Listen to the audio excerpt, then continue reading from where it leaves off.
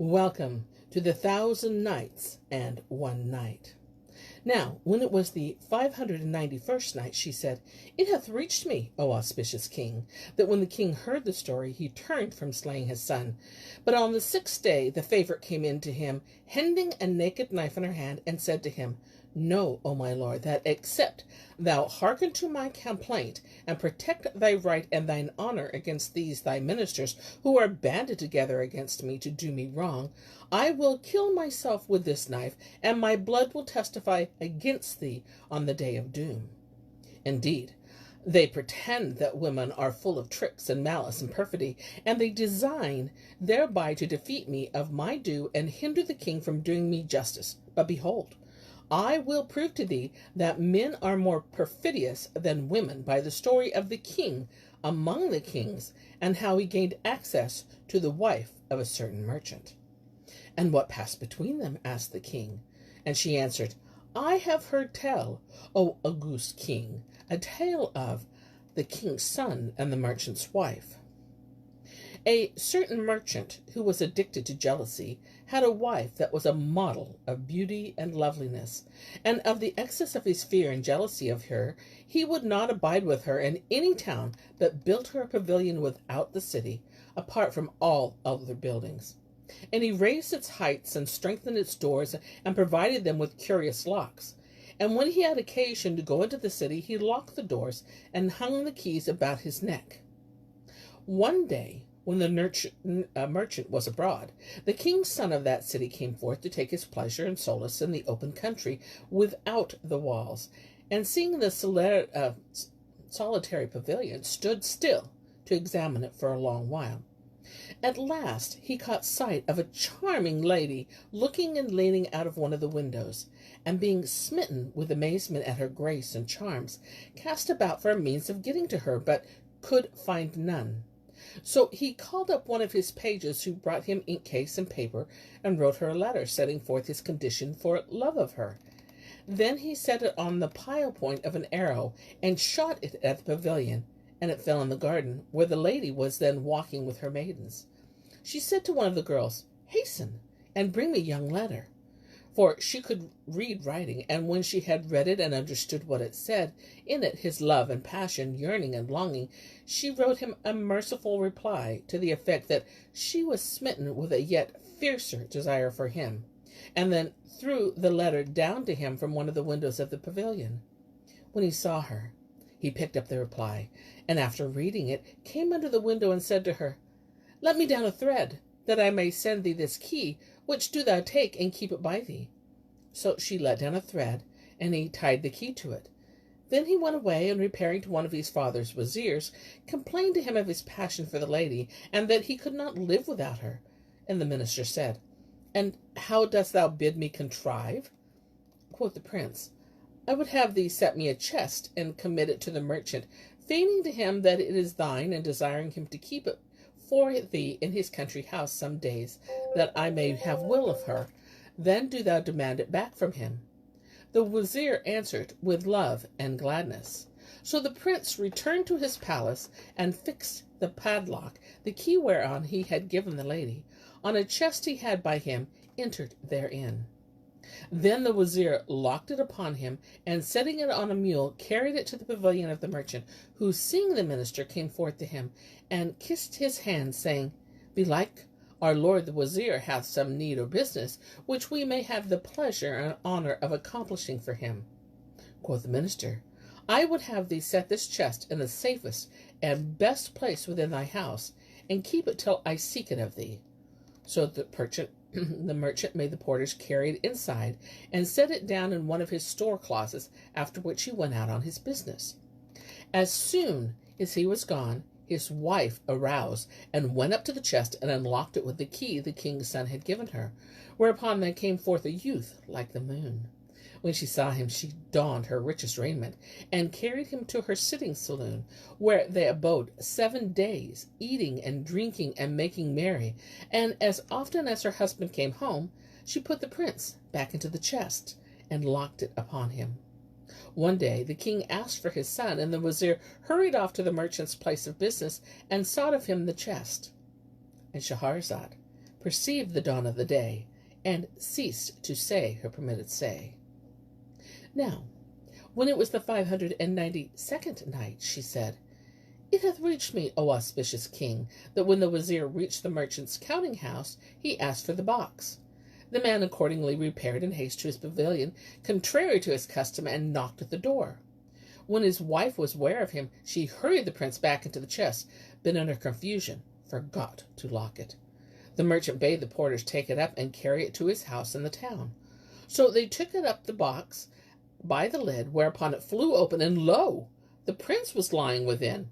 When the merchant saw him and knew him for the king's son, he went out to the wazir and said to him, "Go in thou and take the king's son, for none of us may lay hands on him." So the minister went in, and taking the prince, went away with him. As soon as they were gone, the merchant put away his wife and swore that he would never marry again. And continued the damsel, "I have heard tale also, O king, a tale of the page who feigned to know the speech of birds. A certain man of rank once entered the slave market and saw a page being cried for sale. So he bought him, and carrying him home, said to his wife, 'Take good care of him.' The lad abode there for a while, till one day the man said to his wife, 'Go forth tomorrow to the garden, and take thy solace therein, and amuse thyself, and enjoy thyself.' And she replied, 'With love and gladness.' Now when the page heard this, he made ready in secret meat and drink and fruits and dessert, and sallied forth with them privily that night to the garden, where he laid the meat under one tree, the wine under another, and the fruit and the conserves under a third, and the way his mistress must pass. When morning morrowed, the husband bade him accompany the lady to that garden, carrying with him all the provisions required for the day. So she took horse, and riding thither with him, dismounted and entered. Presently, as they were walking about, a crow croaked, and the page said, 'Thou sayest sooth.' Whereupon his mistress asked him, 'Dost thou know what the crows say?' And he answered, 'Oh, yes, my lady.' He said, 'Under yonder tree is meat. Go and eat it.' So she said, 'I see that thou really dost understand them.'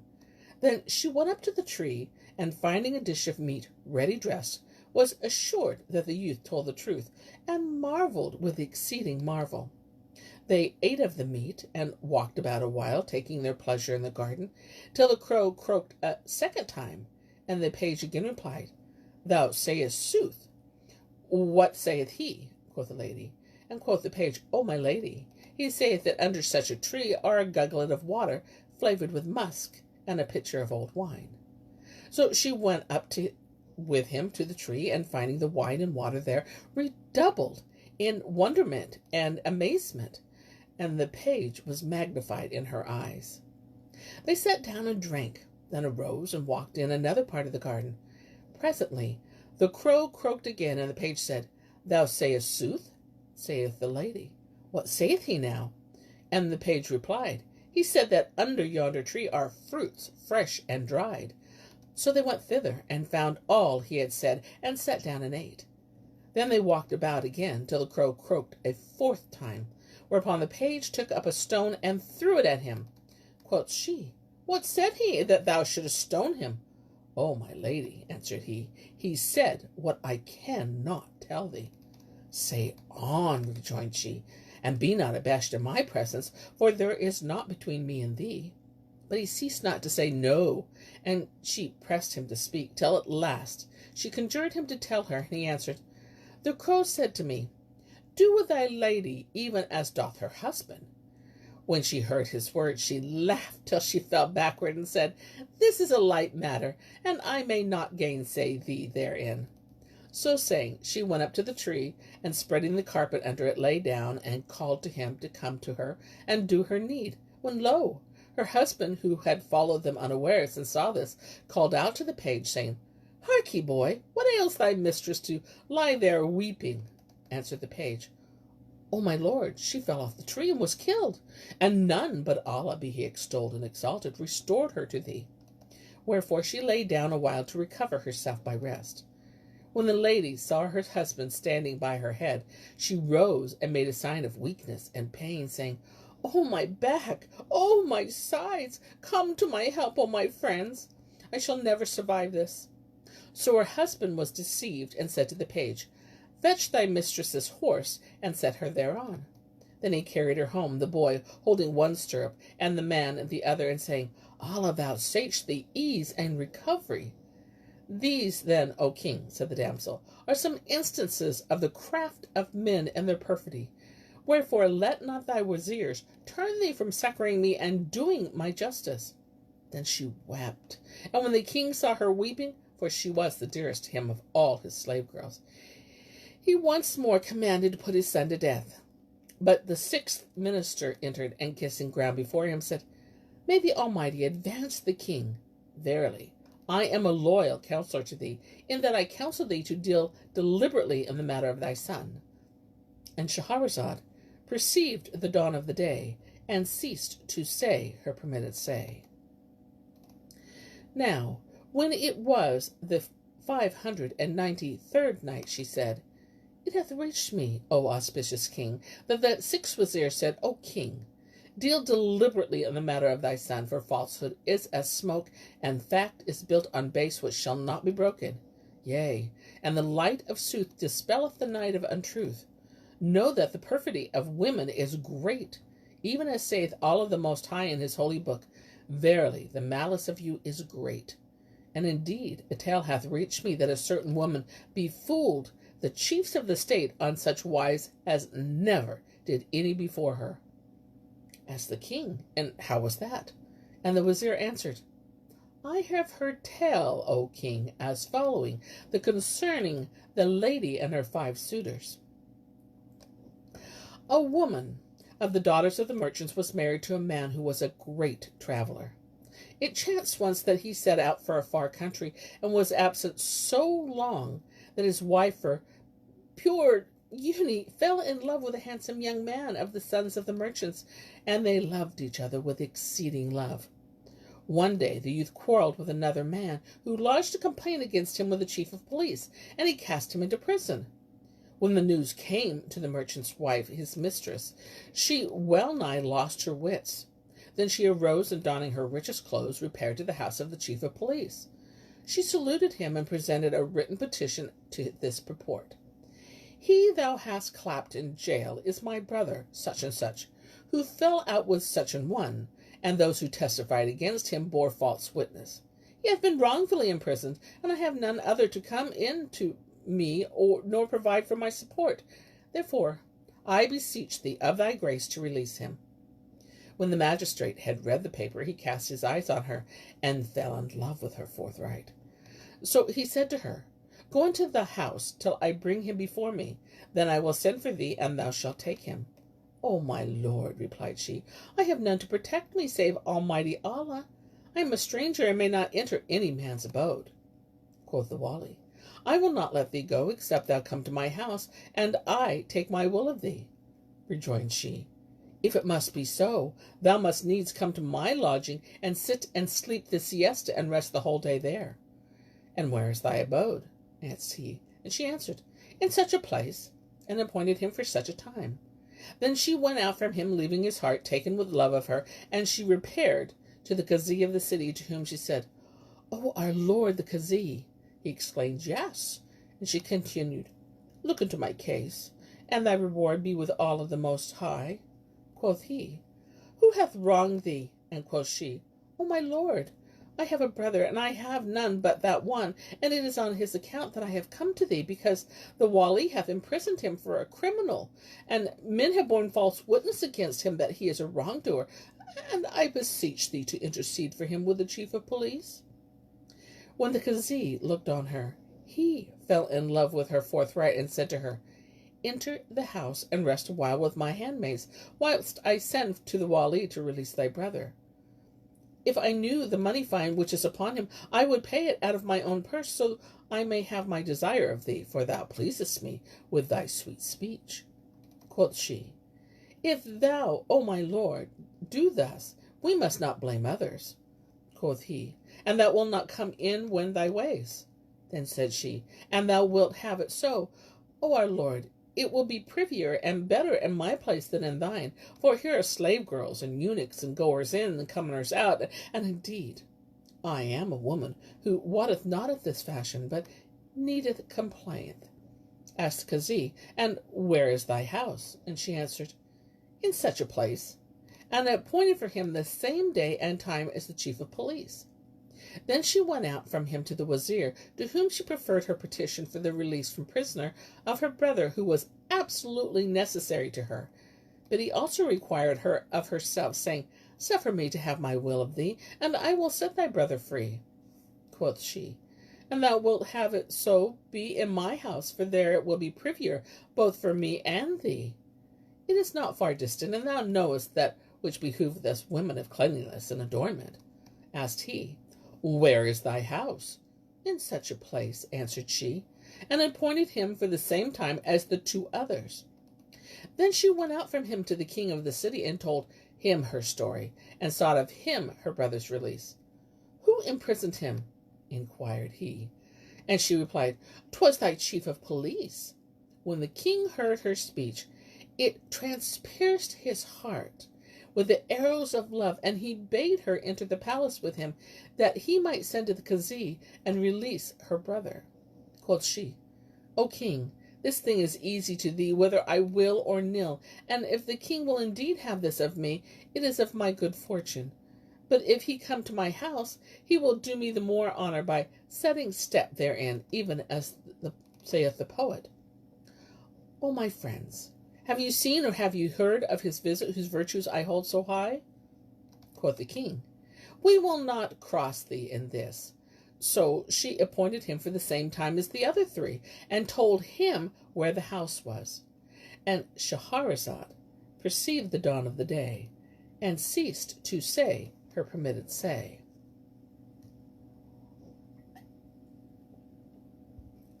Now, when it was the 594th night, she said, It hath reached me, O auspicious king, that the woman told the king where her house was, and appointed him for the same time as the wali, the kazi, and the wazir.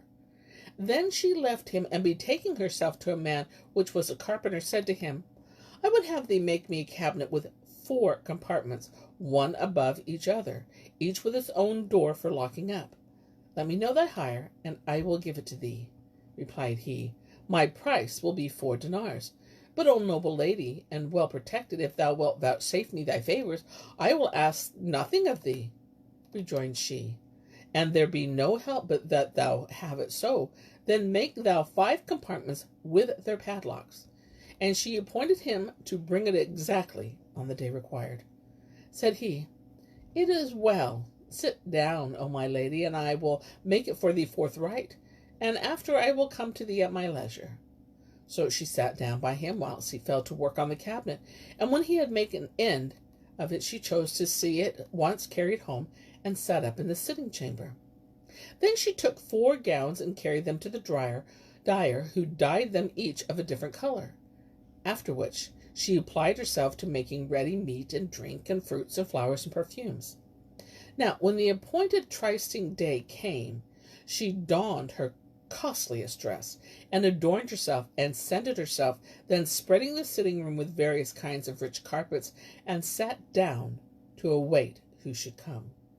And behold, the Kazi was the first to appear, devancing the rest, and when she saw him, she rose to her feet and kissed the ground before him. Then, taking him by the hand, made him sit down by her on the couch, and lay with him, and fell to jesting and toying with him. By and by he would have her to do his desire, but she said, O my lord, doff thy clothes and turban, and assume this yellow cassock and this head-kerchief, whilst I bring thee meat and drink, and after thou shalt win thy will. So saying, she took her clothes and turban, and clad him in the cassock and the kerchief. But hardly had she done this, when lo, there came a knocking at the door. Asked he, Who is that rapping at the door? And she answered, My husband. Quoth the Kazi, What is to be done, and where shall I go? Quoth she, Fear nothing, I will hide thee in this cabinet. And he, Do as seemeth good to thee. So she took him by the hand, and pushing him into the lowest compartment, locked the door upon him. Then she went to the house door, where she found the wali. So she busked ground before him, and taking his hand, brought him into the saloon, where she made him sit down and said to him, O my lord, this house is thy house, this place is thy place, and I am thy handmaid. Thou shalt pass all this day with me. Wherefore do thou doff thy clothes, and don this red gown, for it is a sleeping gown. So she took away his clothes, and made him assume the red gown, and set on his head an old patched rag she had by her, after which she sat by him on the divan, and she sported with him, while he toyed with her a while, till he put out his hand to her. Whereupon she said to him, O our lord, this day is thy day, and none shall share it with thee. But first, of thy favour and benevolence, write me an order for my brother's release from gaol, that my heart may be at ease. Quoth he, hearkening and obedience, on my head and eyes be it, and wrote a letter to his treasurer, saying, As soon as this communication shall reach thee, do thou set such and free without stay or delay, neither answer the bearer a word. Then he sealed it, and she took it from him, after which she began to toy again with him on the divan, when behold, a knock came at the door. He asked, Who is that? And she answered, My husband. What shall I do? Said he. And she said, Enter this cabinet till I send away and return to thee. So she clapped him into the second compartment with the bottom, and padlocked the door on him. And meanwhile the Kazi heard all they said. Then she went to the house door and opened it, whereupon, lo, the wazir entered.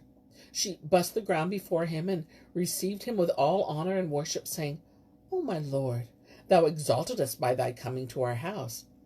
Allah never deprive us of the light of thy countenance. Then she seated him on the divan, and said to him, O my lord, doff thy heavy dress and turban, and don these lighter vestments. So he put off his clothes and turban, and she clad him in a blue cassock and a tall red bonnet, and said to him, Erst thy garb was that of a wazirat, so leave it to its own time, and don this light gown, which is better fitted for carousing and making merry in sleep. Thereupon she began to play with him, and he with her, and he would have done his desire of her, but she putting him off, saying, O my lord, this shall not fail us. As they were talking, there came a knocking at the door, and the wazir asked her, Who is that? To which she answered, My husband. Quoth he, What is to be done? Quoth she, Enter this cabinet till I get rid of him, and come back to thee, and fear nothing. So she put him in the third compartment, and locked the door on him, after which she went out and opened the house door, when lo and behold, in came the king. As soon as she saw him, she kissed the ground before him, and taking him by the hand, led him into the saloon, and seated him on the divan at the upper end. Then she said to him, Verily, O king, thou dost us high honour, and if we brought thee to gift the world and all that therein, it would not be worth a single one of thy steps uswards. And Shahrazad perceived the dawn of the day, and ceased to say her permitted say. And so do I cease my telling of these tales for the day, till it be morrow.